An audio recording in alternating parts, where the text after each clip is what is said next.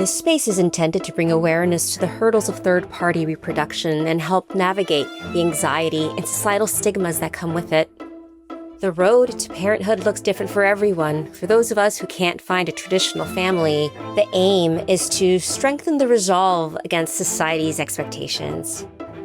You're listening to Mothers in Arms. I'm your host, Leslie Lopez. This is episode There is Hope When You Feel Safe. Gila is the executive director and co-founder of Yesh Tikva. It offers a variety of resources for Jewish women navigating every stage of family building.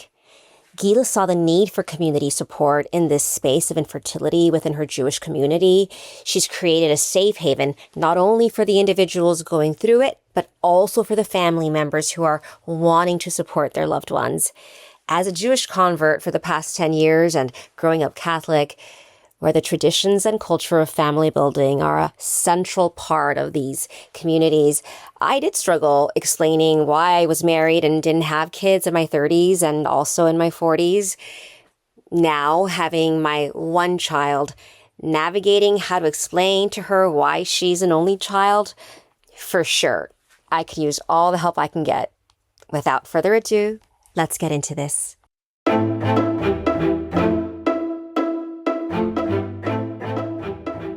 Thank you for joining us today, Gila. It's a pleasure to see you.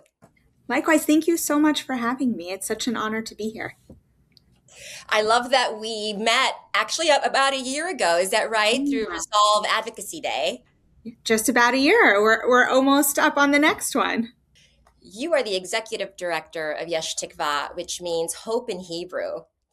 And it's a nonprofit organization supporting Jewish people facing infertility. Yesh Tikva offers a variety of resources for men, women, LGBTQ+. There's mental health support, there's fertility resources, there's toolkits, there's mentorship, there's all types of references for every stage of anyone trying to grow their family. What brought you to such an amazing nonprofit? Where did the idea stem from? So it's personal, very personal. I personally had gone through my own fertility journey and was in search of all these kind of resources. And in that search, Yesh Tikva was born.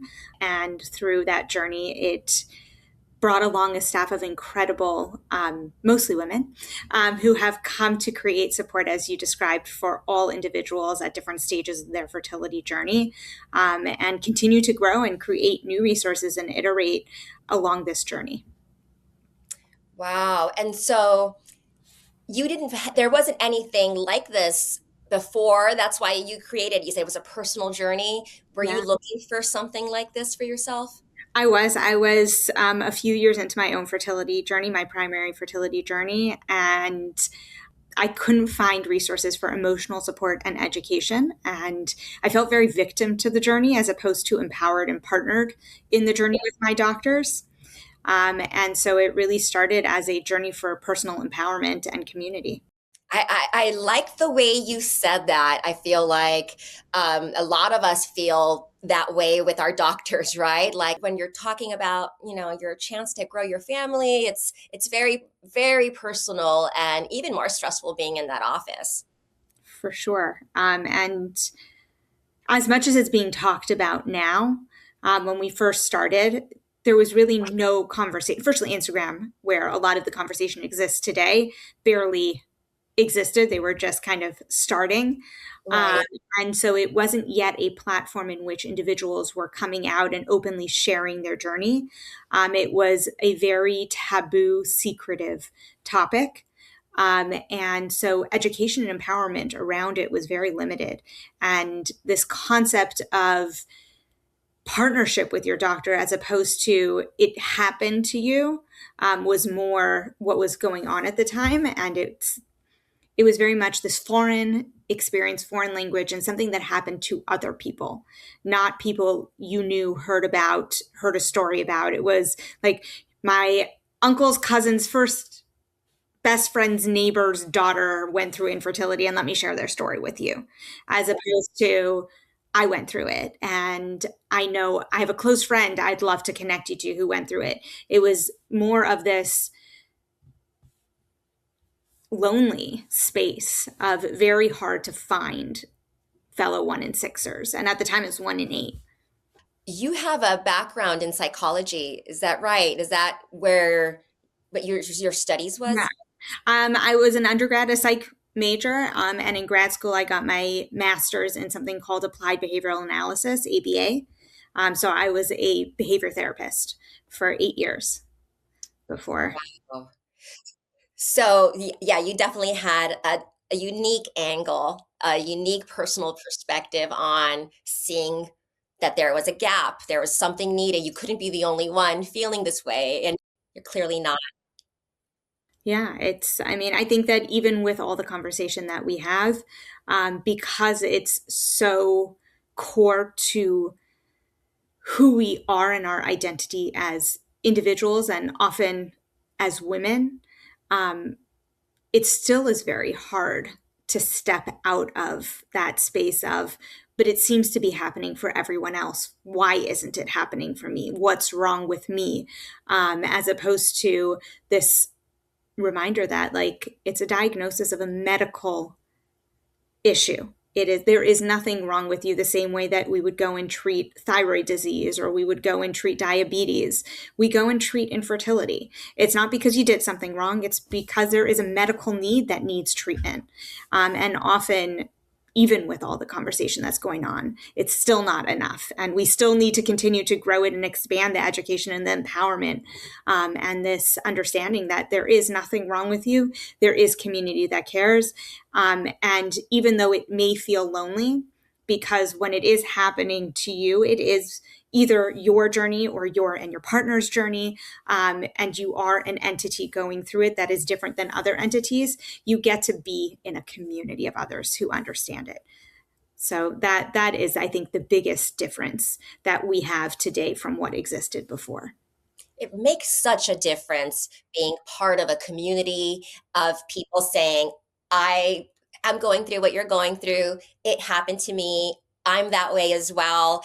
We're called a minority, right? 1 in 6. Yeah, but I took my minority to my heart and I like just like my little Chanel here, right? I feel like I it on, and it's sort of this like patch of that I wear. It's who I am, it's my DNA, it's my blood, right? And that's how I feel like I wear my infertility, and when I'm with my community and we're all together, it's just so empowering. For sure. It really is. And it's, as I say, it's a community you don't want to choose to be a part of, but once you're in it, it is the best community to be a member of.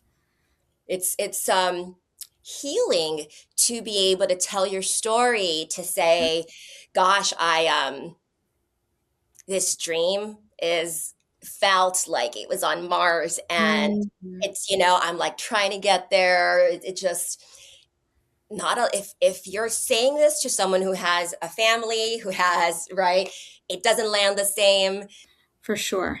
There is something to the empathy that someone who has shared experience can hold that those who have not experienced don't fully grasp.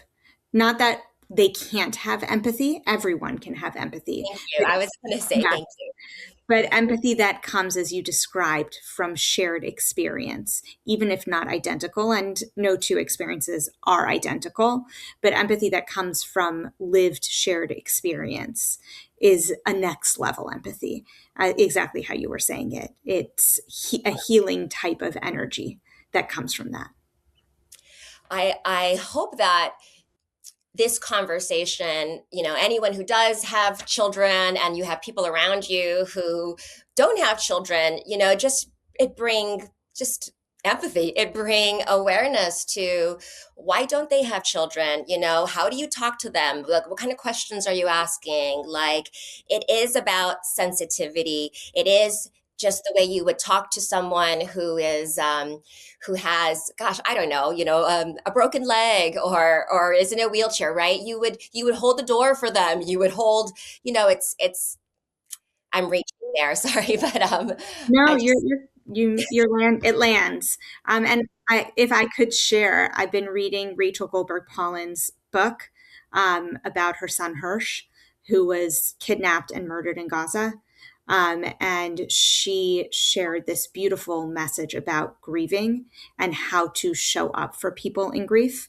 And it really landed. She said, she was quoting a rabbi from the Talmud, and I don't remember who it was, but she said that the most important way to show up for someone in support is to show up how they need you, not how you want to show up for them.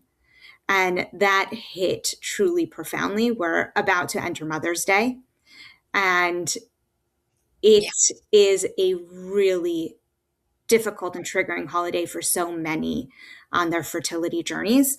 And even for so many of us who get to now celebrate it on the other side of our fertility journeys, it is still could be a very heavy day. And we have this incredible opportunity for those who are looking to show up for fertility warriors to stop and listen and discover what is it that they need from me today. Not how do I want to show up for you today, but how do you need me to show up for you today? I love that. It's Yeah, so, when I heard her say it, I was like, wow, like that landed. yeah, how do you need me to show up for you today? I mean, this goes, I can apply that to so many ways that I go about my life, right? On my daily, like how I show up for my daughter or how I show up for my partner. And yes, how I show up for my friends who are grieving, who are going through something. And you're right. It's not up to me to say, oh, they were grieving yesterday, so I don't have to be there today. I was there yesterday. Oh, they're still grieving. Oh gosh, that's been a month. Like, or what I like. It's stages, right? It's evolving. It's gonna look different. It's gonna be a part of us always. It's just gonna be a little different. For sure.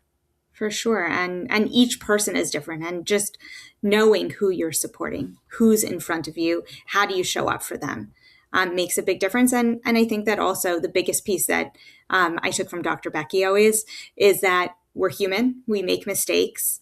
The way that we maintain relationships is through repair. And so you're going to hear advice from people in this space who are going to say, this is how you show up. And you might try some of them, and some might work and some might not. And when you use the stuff that doesn't land, that's the opportunity to say, could I have done better? My intention is always to be here in love, not the let me run away because I can't get anything right. Therefore, I'm not going to try. Yes, that is like I need that on a t-shirt. Repair. It's the best Dr. Becky lesson of all time. Repair. Kennedy. She is a child psychologist, Okay. and a parenting educator. But I think that the lessons that she teaches are so fundamental to relationships. Period. Her famous book is called Good Inside, and the premise behind it is that all humans are good. Good people make mistakes. And if we approach relationships from that space as opposed to bad people do bad things, but good people make mistakes sometimes, then we shift how we view the people around us. She intends it for how we view our children, but I think that it is how we view our friends, how we view people in general. If we give them the benefit of the doubt of saying you're a good person, you're having a hard day, hard days sometimes lead us to making mistakes. There's room for repair in this relationship. Then we take relationships sometimes of supporting someone in struggle, which is what our fertility community is. We're individuals in deep grief and in deep struggle. And when we act from struggle, sometimes it's not our best selves. And that sometimes could hurt relationships. And if we can give the benefit of the doubt to a person who is in grief and is in struggle, and say, they're good people, they're still my friend, they're still my sister, they're still my whatever that relationship is. But right now, they're just having a really hard time. And I need to still keep showing up for them because they need me now more than ever. Then it shifts the dynamic as opposed to that feeling of infertility destroys relationships. Infertility is a different place in our relationship. And we have the opportunity to strengthen them so that when we come out of the other end, whether that is with a miracle child or that is in making the choice to live child free post infertility, we still have those relationships. It's so true. Did you have mental health support while you were going through your infertility journey? That's a wonderful question. And the answer is no. And I should have, but I was not evolved and aware and empowered to get the support that I needed. And I actually didn't get support until many years later. And was so integral to my healing, because I think something we speak about is that having a child doesn't heal infertility, it bookends a journey. And beyond the support that you need during your fertility journey, it's the support that you also need to heal. And I am blessed to have gotten that support on my healing journey. And it's an ongoing journey that allows me to go in and out of therapy as needed.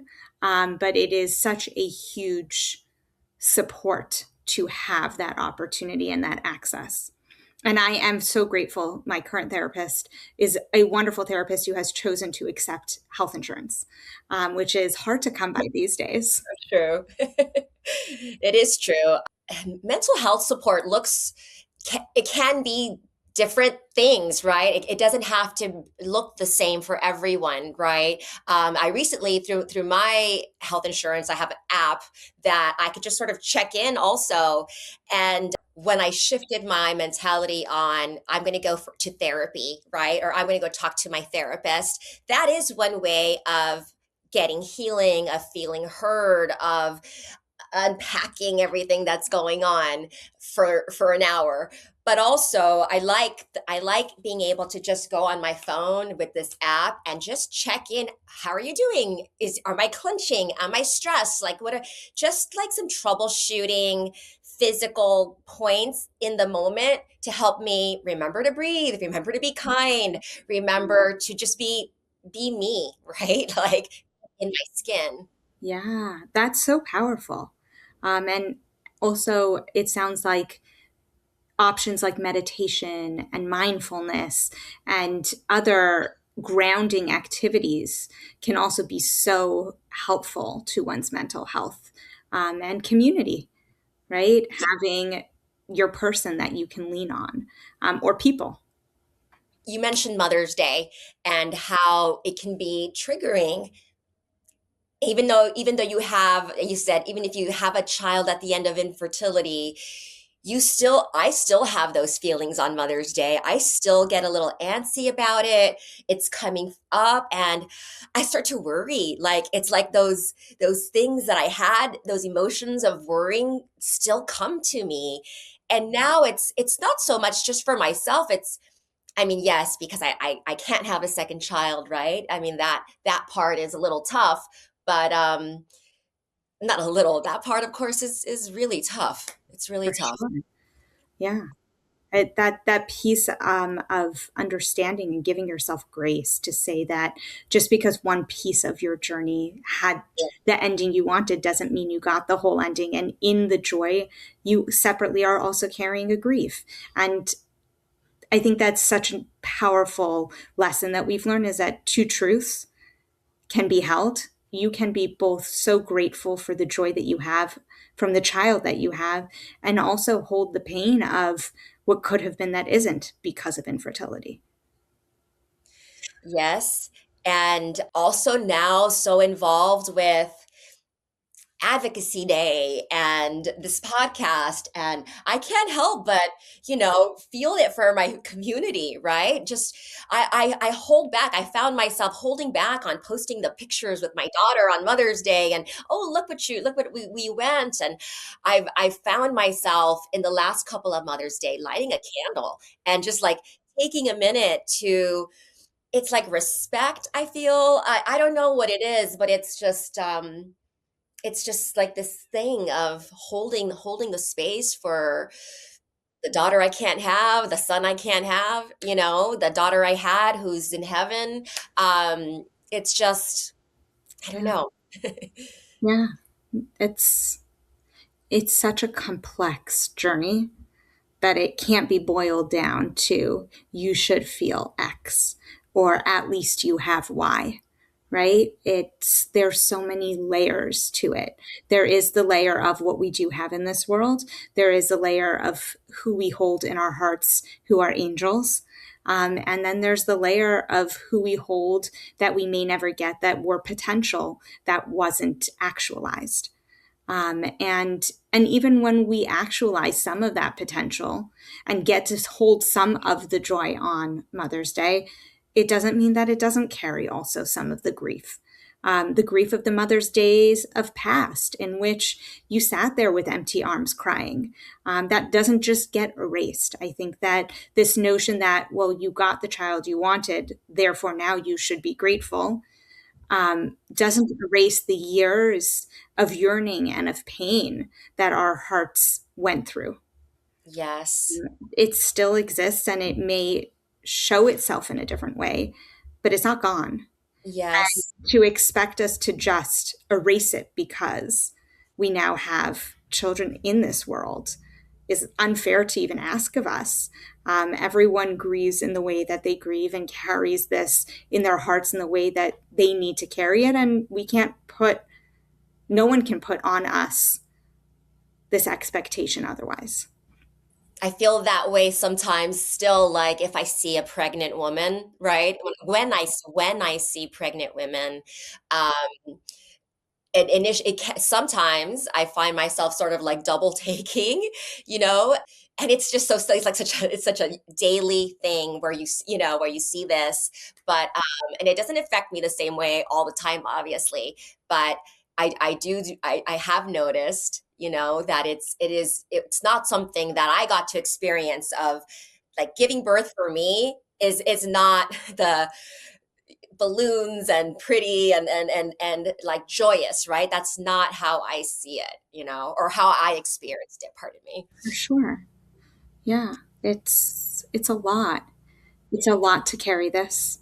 And the PTSD is real. It's so raw, so real. And sometimes the healing allows us to go for months or weeks or years without feeling triggered. And then all of a sudden, there's a particularly pregnant person who just triggers that feeling again. And we're back to the before. And we're feeling the sounds, the emotions, the taste of what it felt like to be there. And yeah. Yes, especially in the communities that we're in the Jewish community, in the Latino community, having more than one child that's the goal, is to have more than one child. And I'm one of five kids, and so I always surrounded with family. I mean, it's a beautiful thing. It's very rare to not have children. You know, so. I feel it. My heart is there. I'm feeling it with you. At Yesh Tikva, did you have a higher percentage of people, of women coming in for support this in 2025 versus 2024? Yeah, we're seeing every year an uptick in individuals who are willing to access support. I think that the more that we're talking about infertility big picture, and normalizing the reality that it is a medical disease that deserves support and that deserves medical attention, the more people are seeking support much earlier, and are willing to talk about it and are willing to connect with others.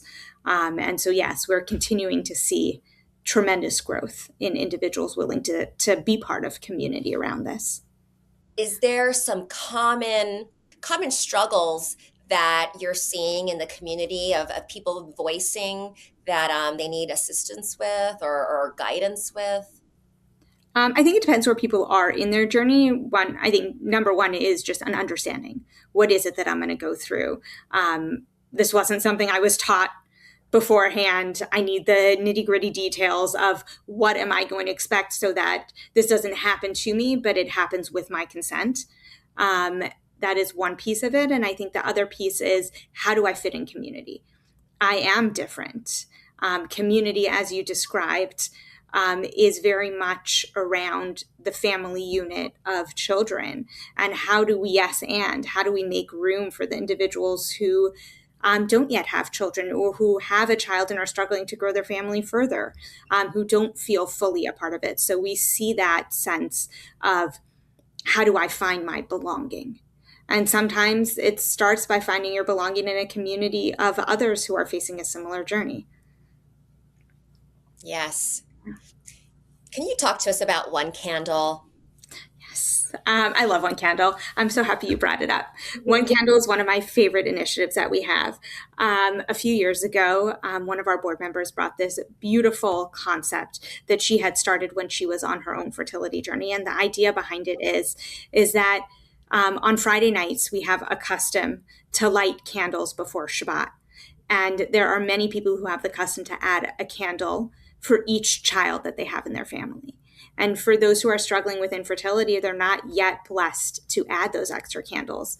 And sometimes it's hard for us to show up for others. As we were saying, how do you show up for someone if you don't know how they want you to show up for them? And sometimes showing up for someone is a need that we have that they don't necessarily need from us. And so One Candle gives us this ability to show up for them in the privacy of our own homes while respecting their boundaries. And we set aside a candle, an unlit, what we call a one candle. And it gives us that opportunity to pray for them and to pray that they are blessed to light that extra candle every week, and really beseeching God and saying, like, we're doing everything. We're doing the medical science pieces of it, but there's still that 25% that is left up to you to, if you're a religious person, the belief that it's left up to God's hands, and if you're not a religious person, left up to chance. But that there's that 25% that science can't control. And so we turn to God and we say, God, control that 25% and bless these families with those children. And then on that first Friday night after the baby is born, if we were praying for them, we light that candle as a thank you. That's beautiful. Yeah.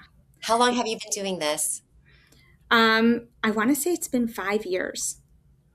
Yeah. Lots of one candle babies out there. We don't even know the extent of it. Right. No, it's like this should become like a tradition. Like this should be a Friday night, like always, right? Like a Shabbat tradition. I had never heard of this, and it's just so beautiful Yeah. that you do this. And I think that also the piece for me that really resonates is that it's very visceral. You see that candle every week unlit. And if you're someone who's never experienced infertility and you're praying for someone else who is, we've had this happen multiple times where people are like, well, I've been praying for these 5 people. Are there any updates? And when we respond no, they're like, well, I've been waiting to light the candle. And it's like this parallel of, and they've been waiting to have a child. Right. And all you've been waiting to do is light a candle. They've been sitting there with open arms waiting to welcome that child. It gives a little bit of that taste of empathy of, wow, waiting's hard. And all I really want to do is be able to say my prayer succeeded and I lit a candle, but they're waiting to get the child of their dreams. And so you could take that step back and have that very real empathy for them. I remember when I was trying to make my embryos, and there would be friends that would ask me, "How's it going? Did you get it? You know, how's it going? You cooking? You know?" Yeah. And I think it was like to your point of, I want to like that can, they wanted to get the good news from me, right? And it was like I wasn't given good news. I wasn't, and that's, when this is a beautiful way to show up for someone with your actions and prayers if you're religious, as opposed to, those words that can really land in a hurtful way, even though you're not trying to be, right? But it's like this tapping on the door of, you got that baby yet? Exactly. It's a lot. And respecting that boundary is so hard sometimes for people. And just such a important reminder that asking is usually not a helpful way of showing support. If I was coming into Yesh Tikva, what would it cost for me to get mental health support or to talk to someone that was going to guide me in terms of where I needed to go and what I needed to do? All of our resources are 100% free to individuals facing fertility journeys, to their families, to their friends. We don't just support the individual and the couple who are in struggle. Our goal is to provide support to their family, to their friends who need that guidance so that they too can get the support they need, because at the core of a fertility journey is the individual or the couple who's going through it, but they have parents and cousins and siblings and aunts and uncles who, as you said, sometimes could overstep and ask questions maybe that they just don't know any better. And so we provide them support so that they understand how to show up for the individual or couple in the middle, as well as especially for grandparents in waiting. That's a really heavy place to be, to watch your child or children struggle. And knowing where to lean for support makes all the difference in the world. And so we have support groups and supportive spaces for these grandparents in waiting to find a place to lean, because they can't lean into their children who are struggling. And sometimes leaning out feels like they're breaching the privacy of the couple at the center. But when they turn to us, they know everything that they share is kept private, and that they get the support that they need as well. This is so important that it's that you are reaching the family members and friends of whoever is going through infertility, that they're coming to you wanting to know how to have the tools needed to support their loved one. That is very unique. I love that. I don't know of anyone that does that. I want to make sure that we're going to put the website up for Yesh Tikva. If anyone wants to donate to your nonprofit and help support this beautiful cause, we'll have the website up, and you'll have a fundraiser coming up, right, in the high holidays, I'm sure. Yes. Thank you. And we have, if this is around Mother's Day, that this goes up, we do have what we call Tikva toolkits that you had mentioned earlier, for both individuals on a fertility journey, how to hold one's heart during this difficult time of year, as well as one for grandparents in waiting, on how to support both themselves in this difficult time for Mother's Day and for Father's Day, as well as for family and friends who want to figure out how do I show up in ways that my loved one needs me during this time. That's beautiful. I'm going to go. I want to be there. I want to learn. I mean, it's so important, right? We're always learning, right? Someone's going to say something in a different way, even though you've heard it, and it's going to land. It's going to, as long as it lands. Exactly. And I think that that's the goal. The goal is for all of us to try our best, and sometimes it lands and sometimes it doesn't. And when it doesn't, we have the opportunity to have a conversation, and to figure out what would be better next time. And through those types of conversations, it's where friendships are strengthened, and bonds are built, and bridges are formed. So it just is so important to have communication open and not write people off who make a mistake, and also not write ourselves off if we make a mistake. We're human. We're bound to make a mistake. Even the most well-intentioned one of us, ones of us in this space, ones of us who've experienced infertility, myself included, we all make mistakes. We're human. And so I will definitely send over the Tikva toolkit so you could take a glance at them. Thank you so much. Thanks for being on the show, Gila. Oh, thank you so much for having me. It was such an honor, and you're such a special person. This was so beautiful. So thank you.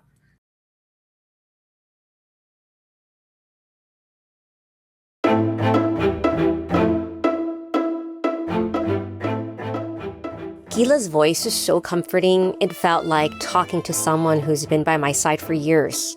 I look forward to visiting Yesh Tikva. That is all the time we have for today. El Hayom Mevarach, Gila. Thanks for tuning in, friends. Liking this episode on whichever platform you're on really goes a long way to getting us heard. You can check out more of these and similar stories on YouTube, Spotify, Instagram, and TikTok at mothersinarms.pod. Thank you at Pretty Easy Podcasts. You have all the editing magic. Until next time.